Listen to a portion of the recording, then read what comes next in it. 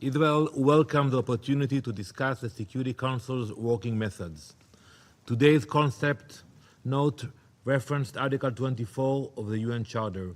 It gives this Council a clear responsibility, maintaining international peace and security.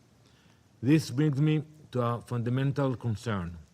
This Council has become politicized and paralyzed by structural dysfunction.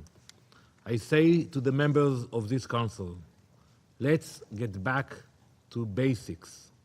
Remember your mission, because this Council has lost its way. The clearest example is emergency meetings.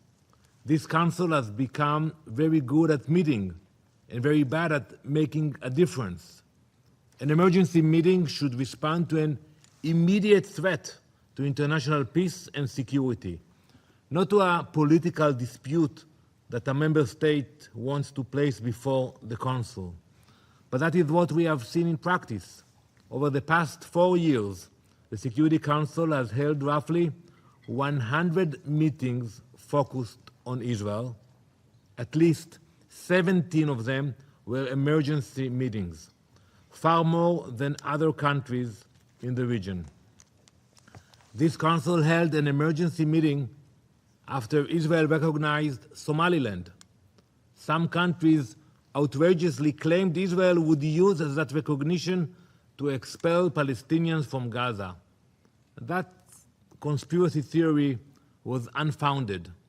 8 months later, it remains unfounded. Just last week, we met here. This Council held an emergency meeting on the escalation in the West Bank. It focused on the so-called settler violence, not the rise in Palestinian terrorist attack. These were not emergencies, just opportunities to bash Israel. At the same time, there were no emergency meetings when Jews were murdered in northern Israel or at a bus stop in Jerusalem. So I ask this Council, what are we doing here? How has it become so easy to request an emergency meeting? All a Council member needs to do is send a letter to the presidency asking for one. We have forgotten what a real emergency is. You should consider a simple change. Just raise the bar. An emergency meeting should require maybe 2, 3 Council members, not one to request it. Every request should meet the same 3 tests. Is there an immediate threat to international peace and security? Does it require urgent attention? And what is the Council expected to accomplish? That would help this Council distinguish genuine emergencies from political theater. Mr. President, Israel is not raising this issue simply because we are the subject of so many meetings. This is not only a problem of fairness. This lack of effectiveness has consequences. When the Council spends its time on political theater, it has less time to confront the threats actually driving instability in our region. Take a look at Iran and the network of terrorist proxies. Iran has spent years building and supporting terrorist groups, Hezbollah in Lebanon, Hamas in Gaza, and the Houthis in Yemen. They have attacked civilians, fueled conflicts, and undermined regional stability. But in the past 4 years, there have been less than 10 emergency meetings about Iran. Only 2 specifically about Hamas holding hostages, and only 1 about the Houthis attacking ships in the Red Sea. Look at Turkey. They emerged as the dominant Hamas hub, where Hamas coordinates terror attacks in Judea and Samaria. Not only that, Turkey occupies 5% of Syria today. You don't hear about that in the Security Council.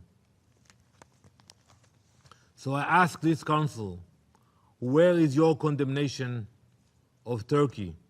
Where is your designation of Iranian terrorist proxies. Mr. President, Israel wants this Council to be a respected institution again. To do that, it must change its mindset. The success of the Security Council should not be measured by how many meetings it holds or how many statements it issues. It should be measured by whether its actions make a real difference. It should set basic goals it can achieve. Did violence decrease? Did terrorism become harder to carry out? Did the Council help prevent the next escalation? You know, the Council itself tracks efficiency. In 2025, this Council met for 685 hours. But what have those deliberations actually produced? The reality on the ground has not improved, unfortunately. Hamas has not disarmed in Gaza. Shipping is still threatened in the Red Sea and the Strait of Hormuz, all while Iran continues to drive instability in the region. This is precisely why we should judge effectiveness on outcomes, not simply by the number of meetings. This Council can do more to address these threats by adopting 3 principles. First, look at the genuine threats. Emergency sessions should be used during real and immediate threats to international peace and security. Second, address causes, not only consequences. The Council should devote greater attention to the actors, networks, and patterns that drive repeated cycles of violence. And third, measure results. Every meeting should have a purpose, and the Council should be willing to ask whether that purpose was actually achieved. Mr. President, the Security Council was not created to count meetings. It was created to prevent wars. When this Council fails to focus on real security threats, we all pay a heavy price. Thank you.